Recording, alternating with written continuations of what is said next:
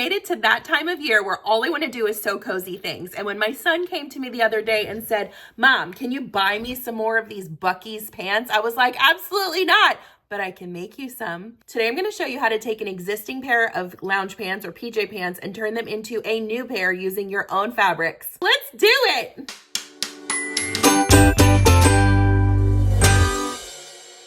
I love making these adorable lounge pants, and I usually do it in the fall when things are getting a little bit more snuggly around here. I also feel like the fall is a good time to pick up a cozy sewing or knitting project. And whenever I'm wanting to learn a new skill outside of my current skill set, I always go to Craftsy. Thank you so much to Craftsy for sponsoring today's video. If you are looking for inspiration or information on learning a new skill, Craftsy is the place to go. It is an online community where there are just millions of ideas made by crafters and DIYers and makers just like you who may have a skill set that you have yet to unlock. So if you want to learn something new, Craftsy is the place to go. When you hear Craftsy, you may think sewing and crocheting and knitting. That's not all that they are limited to. You can learn about painting, drawing, gardening, fitness, cooking. All kinds of different topics are covered on Craftsy. I actually was sitting on the porch the other day and I was doing a little bit of hand sewing and it was a little brisk outside. I was thinking to myself, I wish I had some fingerless gloves to put on when I'm sitting out here in the morning so that my hands stay warm. I found the perfect class to take by Jen Lucas called Fingerless Mitt Basics. She takes you step by step by step on how to create these adorable fingerless gloves. So I know what I'm going to be working on next. The Craftsy instructor base is so helpful. They really explain things in a way that makes it easy to understand, and that is invaluable when you're trying to learn a new skill. That being said, Craftsy has graciously offered my first 1,000 people a full year of Craftsy premium membership for $1.49. No, you heard me right, $1.49 for an entire year. This is valid for new members only. To unlock this special deal, you can either scan this QR code or click the link in my description. Y'all, I don't plug things that I don't believe in, and I really, really do love Craftsy and support their mission. They are making huge waves in the crafting community by creating a place where you can find reputable instructors and creative, hands-on, wonderful projects that you will walk away from feeling successful. Thank you again, Craftsy, for sponsoring this video. Now let's get back to making these adorable pants. This tutorial could not be easier, you guys. Whatever you're gonna make, I want you to grab that pair of pants. These are flannel. I don't have any flannel on hand, and of course I wanna make these today. I got this fantastic Tennessee Vols faux quilting fabric. It looks like they were all sewn together like little patchwork squares, but it's really just one big piece of fabric. I got this at Stitcher's Garden in Brentwood. If you've never been to Stitcher's Garden, let me tell you, you gotta go check that place out. Their fabric selection is amazing, and I absolutely love everyone that works there. They're the nicest people. Anyway, that's where this was from. Obviously, if you're making an adult pair of these pants, you'll need more fabric than if you're making like a little 4T pair.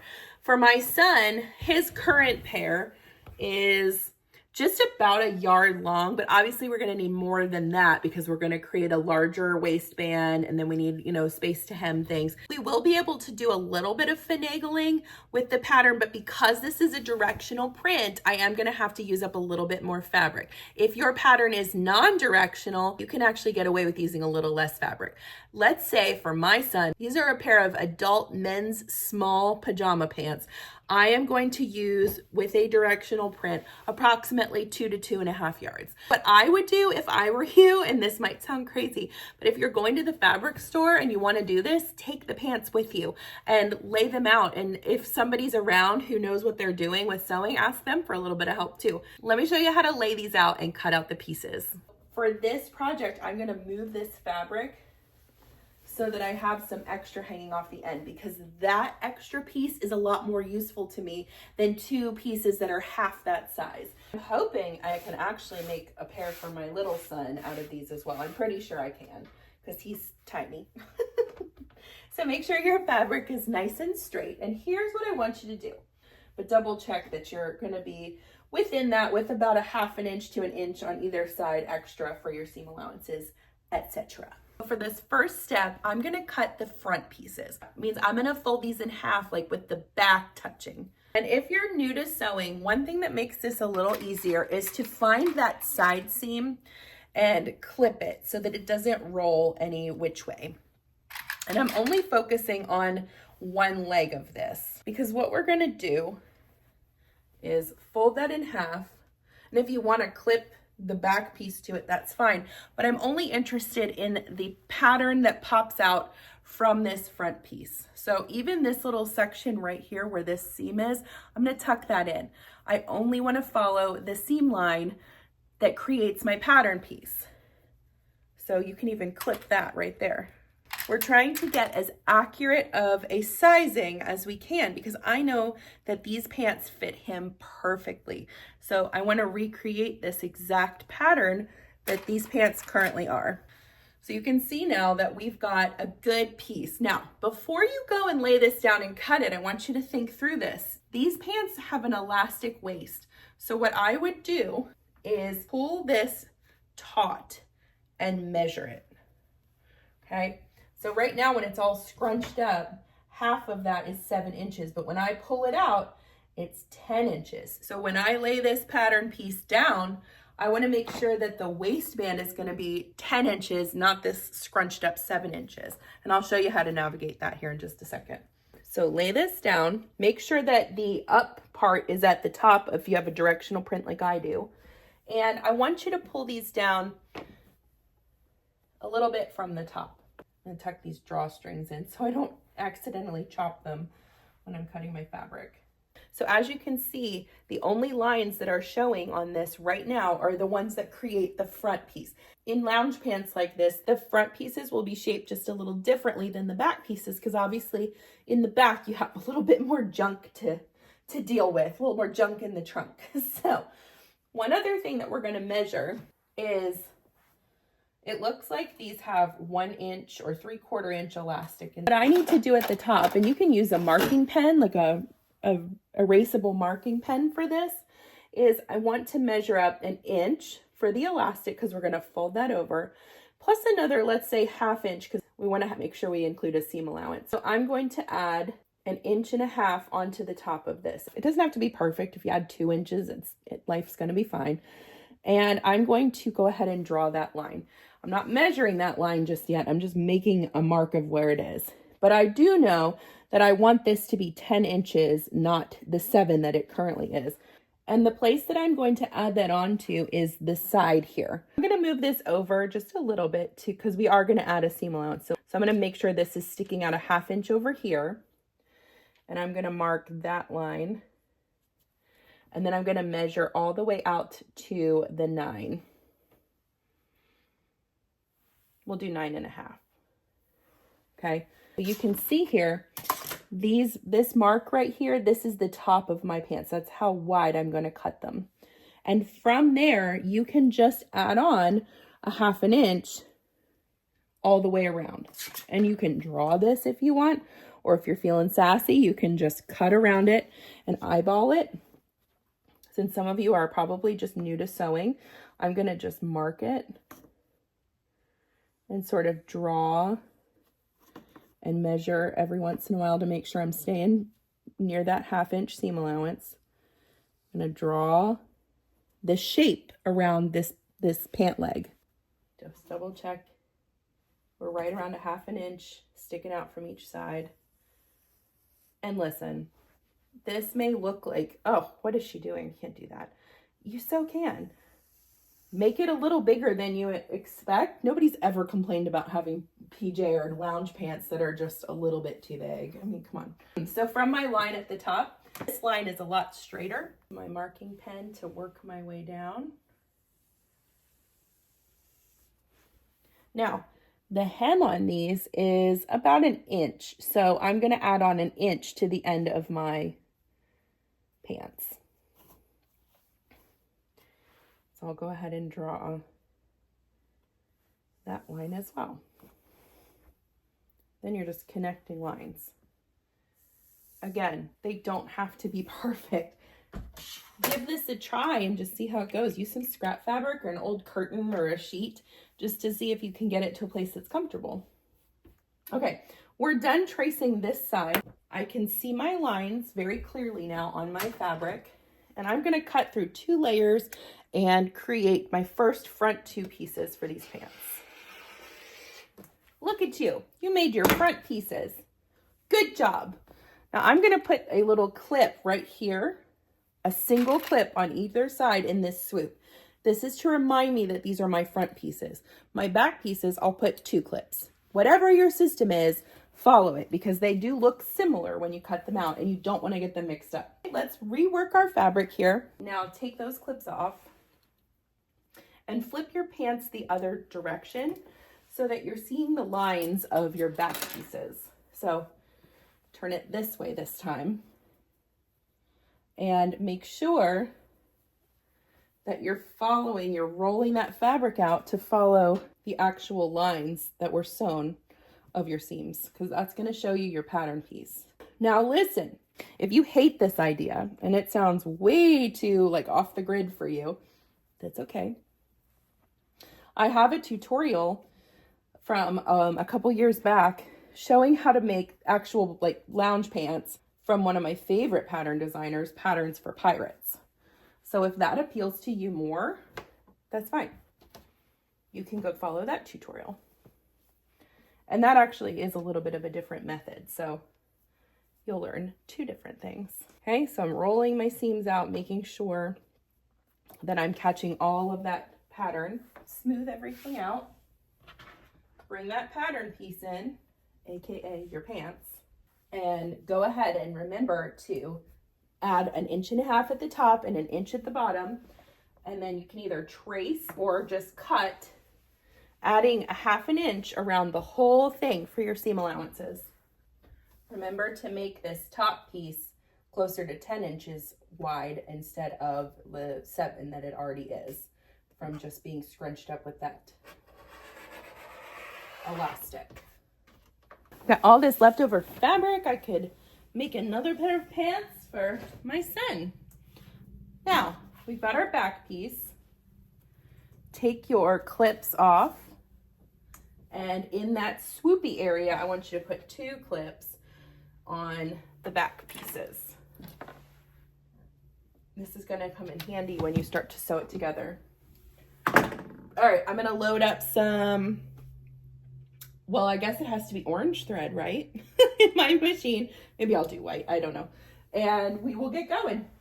Remember when we marked the back pieces with 2 clips and the front pieces with 1 clip? This is where you're gonna be really happy that you did that. So take 1 back piece and find the front piece that matches it, where it'll be pretty sides touching and your swoops will be on top of each other like this. And I want you to pin or clip this straight edge down here down the leg, okay? And we are going to sew right here. So leave those other clips in because they're important throughout this project to remember where the front is.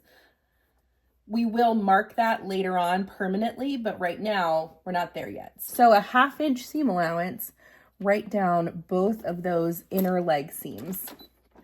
And you don't have to do a 1/2 inch if that is not what you want to do. The reason I'm throwing a 1/2 inch on here is if you are a beginner, that might be an easier measurement for you to follow. And we're going to do a couple different options for seam finishes here, depending on what you have available to you. And I want some space to be able to show that to you. So sew this line down and then repeat that on those other 2 pieces where you're just sewing this little interior section, the inner leg seam. And then I'll meet you back here and I'll show you what to do next. All right, good job. So we've got 2 pieces now that are U-shaped, like UT. And we have to do something about these seams. We're gonna start taking care of them as we go. We're not gonna wait till the end to try and finish all the seams because that will not work. They'll be sewn into other places, really hard to get to. So there's 3 levels of seam finishing that I'm gonna show you today. Depends on where you are in your sewing journey. And let me say this before I tell you what any of them are. There is no shame in any of these seam finishes. Let me repeat that. There is no shame in doing any of these 3, okay? So the first option is literally to do nothing. I realize in a sewing community, we want to finish seams. We want those raw edges to be covered up. But I'm gonna be the weird one here and say if trying to figure out how to finish seams is gonna make you stop doing this project and not wanna go any further, then I just want you to leave them as is. Here's the drawback to that. They will fray. Now, are they gonna fall apart? No. your pants are not going to fall apart. You're just going to have some extra little like fraying and threads inside your pants as you wash them and wear them. Is that a big deal? I don't know, you tell me. If that doesn't bother you, then just skip this and keep going. Are there other ideas for finishing that are just about as easy? There are, so let me show you step 2. Step 2 is to invest in a nice pair of pinking shears. Do you see those cute little hills and valleys in these shears? What those are going to do as you cut up the fabric is they will create some hills and valleys that will make it very hard for those fabrics to fray. And so the way that you would do this is just cut right along that seam allowance without cutting through your threads, like your sewn threads, and just work your way up. And you can see it creates this little zigzaggy edge. And that is really hard to make fray. I'm pulling on it, it's not doing anything. Okay, so that is option 2. That is a step up from option 1, but it does require a pair of zigzag scissors. So, and you can get these anywhere. I like the Guggenheims. You can also get pinking shears on Amazon, anywhere. Just make sure they're good and sharp. So that's finishing option number 2. Now, the third finishing option I'm going to show you today is, if you are ready for it, you can finish your seams with what's called a serger. And I'm going to show you that step right now. A serger or overlocker is going to essentially knit 4 threads around the edge of your seam while also cutting the fabric down and sewing a straight stitch at the same time. It's a wonderful machine, but it is an extra expense and it might stress you out. You might look at this and be like, absolutely not. And that's okay. But if you do want to use your serger, all you would do is lay this in, and I'm going to use the side of my presser foot here as my guide, and you just start rolling it through. This is the fastest, most professional looking seam finish of the 3. Actually, I guess that's a lie. If you do nothing, that would be the fastest, but it is the most professional. I have gray thread loaded on here so that you can really see what that looks like on your garment. It's inside the seam line, so you're on the outside, your white original thread line is going to be what's visible, if at all. So you won't see those gray threads coming through, but they are going to provide a fantastic seam finish for you. So that's how I'm going to finish my seams for the rest of this project. But again, any of those 3 options are 100% fine. I don't care what anybody else tells you, and you can come at me in the comments if you want about leaving unfinished seams in a project, because this channel is for everyone, not just seasoned sewists. So beginners, if this is how you want to finish them by doing nothing, you do that and you do it with pride. Do you understand? Perfect. It's time to connect the 2 pieces in the crotch of the pants. I'm going to say in the swoop, because just to say that other word feels weird to say over and over again. Anyway, I'm going to move my back clips just to a different location now on this back piece. I still need to know where my back is, but I need to sew in this area. So I'm just going to move those up to the top. And if you want to put them there from the start, that's fine. Okay. So I've got 1 swoop, 2 swoops, orange swoop, white swoop. Okay.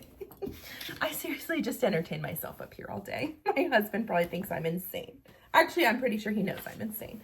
The first thing we're going to match up is these center seams right here. Okay. This is the very bottom crotch part of your pants. What's wrong with me? I can't say that. It makes me feel uncomfortable. And then clip this side of the swoop and this side of the swoop. I love making pants. And when you start getting the hang of these and you're not filming a tutorial and stopping every few seconds, these come together really fast once you start making them. I would say you could probably make a pair of these in about 45 minutes once you get really comfortable with it. Lay this in your machine. Always start with a back stitch to make sure everything gets locked in place. 1/2 inch seam allowance. My stitch length is 2.5 millimeters. And I didn't mention this before, but I'm using just a universal 80-12 needle and regular polyester thread, nothing special. Now, you are gonna have to sew a little bit of a curve. It's a very gradual one, so this shouldn't be too stressful for you. See, it's coming up right now.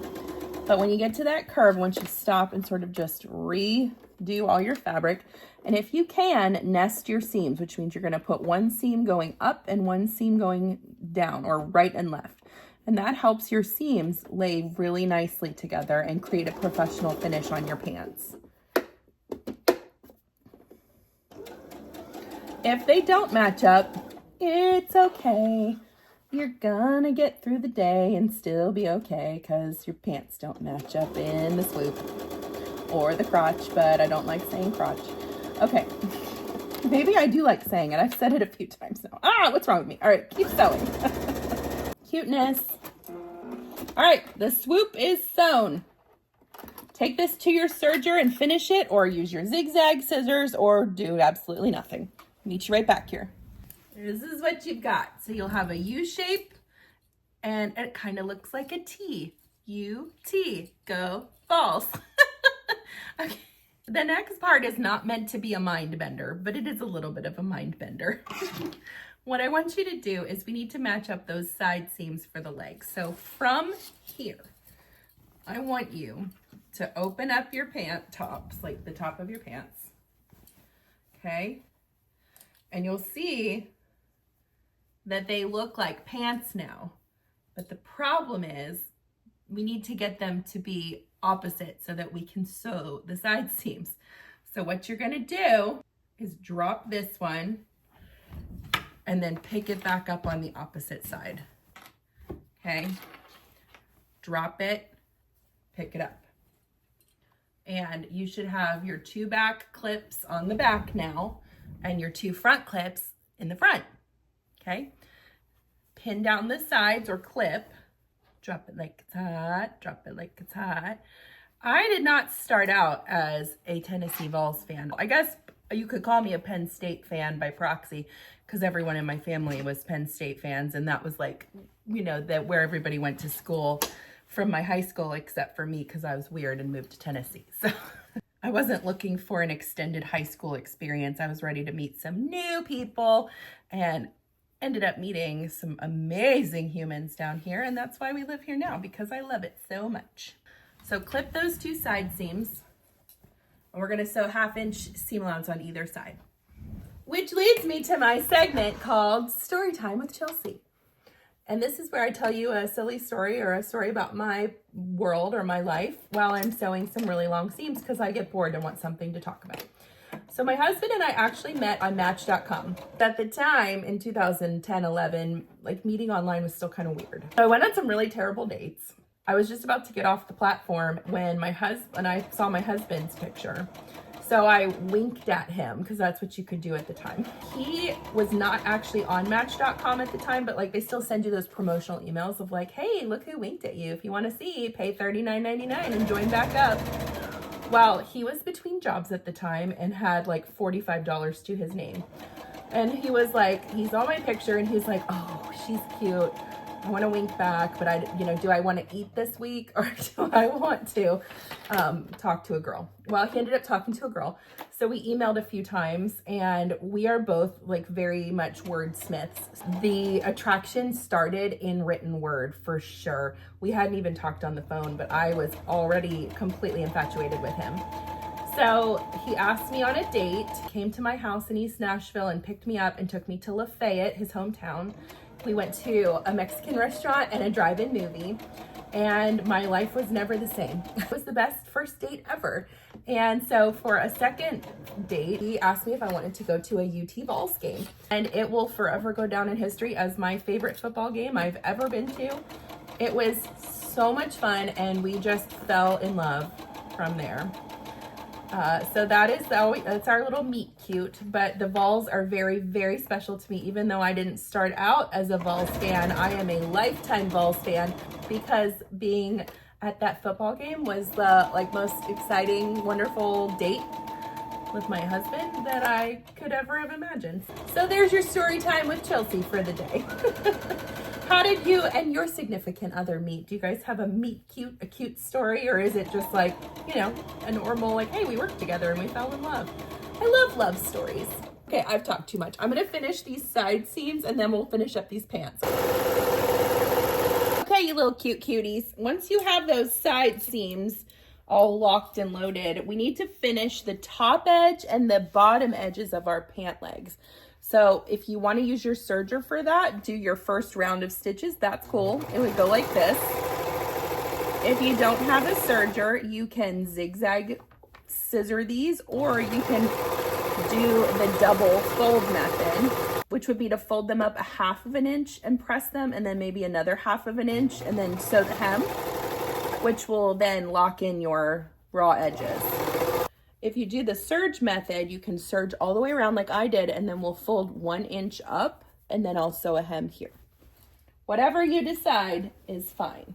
For the top edge of your pants, this is when we're gonna take those clips off. Now, my kids are super weird, so if I was gonna fold this down and then add a tag in here, they would rip it right out. So what I'm gonna do is estimate about how much room I need to do my top part of my hem here, and I'm just gonna, on this back seam line, I'm gonna draw an X with a Sharpie, and that's how they'll know it's the back.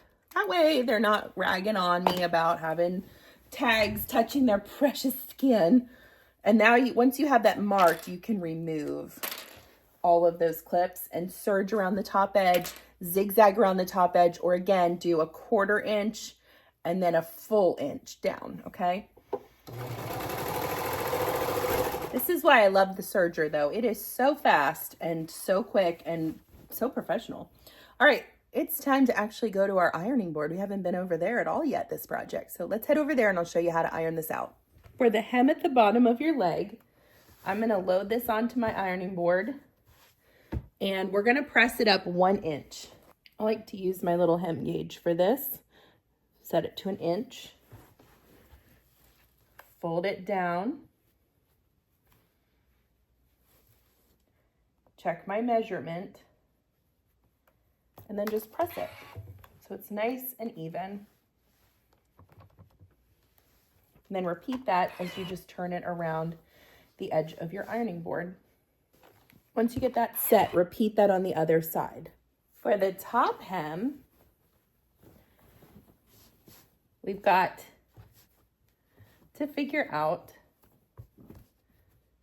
how much room we need for our elastic. So let's grab the elastic we're going to use. I got an absolutely ridiculous deal on this spool of elastic from Mart. I think I paid $10 for it, and I will never be running out of 1 inch elastic ever. So I'm gonna cut, I won't need this long of a length, but just so I'm not messing with this whole spool here, I'm gonna cut a nice long piece of it. If you fold it down, you can use this as the guide if you want. If you've done a serged seam, you want to make sure that your elastic is not overlapping into the serging, because that casing needs to be big enough to hold the elastic without it being too big. So I'm going to iron it right about here, which ends up being about 1.5 inches folded down. Let's tackle those seams at the bottom first. So I'm going to remove the arm from my machine. That helps me slide this on a lot easier. And I'm going to sew about 1/8 inch away from that top raw edge. So it'll be sewn in the serging, and that's fine. Just make sure it's going nice and straight. Take your time. Keep those pieces flat because you are sewing in the round, so you don't want them to get bunched up. So keeping a hand right here is helpful. When you get to the end, back stitch and cut your thread. You'll see you have a nice clean hem on the bottom of your pants. Repeat that on the opposite side. Let's finish up the top edge. So if you did not have access to a serger, what you will have done is folded this down 1/4 inch and then folded this second piece down 1.25 inches and pressed it all there. But if this is where you're at, I'm on the back of my pants. You can see my X that I drew. I'm gonna go about 5 inches over from that X and start here. I'm sewing approximately 1/8 inch away from the edge of my hem, like my raw edge here at the top. Work your way around, but don't complete the circle. We need to leave a space to put our elastic through. Coming up on my original stitches, which start here, I'm gonna stop about 3 inches away. Right there, and I'm gonna back stitch a couple times. Cut your thread and pull the pants out. You're almost there. So you can see now when I stretch this out, this is just about exactly the same size as the top of my pants, and that's what we want. So the next thing that I want to do is let this rest. Don't pull the elastic, but let the elastic rest in its regular state and measure it. This side is approximately 13.5 inches long. Double that and you get 27 inches. So that's how long I'm going to make my elastic piece. So we've got 10, 27. I'm going to cut it right there. I'm going to grab my bodkin. You can also use a large safety pin and thread that through. For the bodkin, you will grab onto that elastic about 1/2 inch down. See, it's got these little claws, and I'm going to lower the washer so that it's nice and tight. And I'm going to feed that through the hole in my waistband. Start feeding it through very gently. And the trick to this is you don't want to pull it hard enough that the bodkin pops off of the elastic, because then you have to go fishing for it and it's a real bummer. So thread that through. I think the beauty of this project is, first of all, you don't need a pattern. Second of all, you don't need the person there necessarily to make the project, because if you have a pair of pants that you know fits them really well, if you just duplicate that design, you know your chances of them fitting are pretty good. Barring some just real minor adjustments, maybe just a tightening of the elastic or whatever, you're going to get pretty close, which is really nice. All right, feed it all the way through. Once you get there, pull it through. Make sure that your elastic hasn't rolled in the process of being fed through the casing, or the portal as I like to call it, and remove that bodkin. Match up your ends, making sure, if you hold on to it, that everything is straight and not twisted. Go to your sewing machine, and I've overlapped them about 1 inch, and I'm going to switch to a zigzag stitch on my machine. Start with a back stitch. Sew forward, reverse back, and I go the full length back. I don't want that elastic going anywhere. Repeat that a couple times. Is this overkill? I don't know, probably. I don't want my elastic to come undone. Now, if you want to trim these little side pieces just to get rid of some of the bulk, you can. Scrunched up, they're exactly the same. And that is because we did such a good job of measuring at the top and at the beginning of the project. When I stretch that elastic out, also the same. So I feel confident closing these up. So what I'm going to do is slide that one section that we had with the open area under my machine. Make sure you switch back to a straight stitch and just finish up that little hole right there. And if you want to finish these up with a good press, that's fine. Or if you're excited and you want to put them on or give them to the person that you made them for, that's fine too. Remember, we marked that back with an X, so you can tell that person when they go to put these on, just look for the X. Now, one quick trick before I go is what I call stitch in the ditch. And for this part, you want to turn your pants right side out. Find your side seams. So here's one of my side seams. This is my side seam, and I'm going to stitch right in this seam line to make it as invisible as possible. Give the elastic a good stretch before you do that, and then lay it in there and just stitch it right in that seam line. It doesn't have to be perfect. Do it as close as you can. The reason we're doing this, and we're going to repeat it on the opposite side, is it will keep your elastic from rolling as you wash and dry these pants. Because elastic historically does not super love the dryer, and it'll get all twisty and messed up if you let it. This will keep that from happening. And it's barely visible.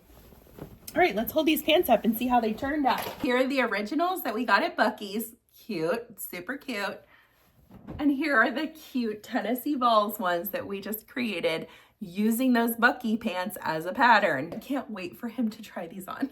What do you think of my no pattern, adorable little lounge pants for my son? Do you like them? Is this a project that you feel like you can tackle?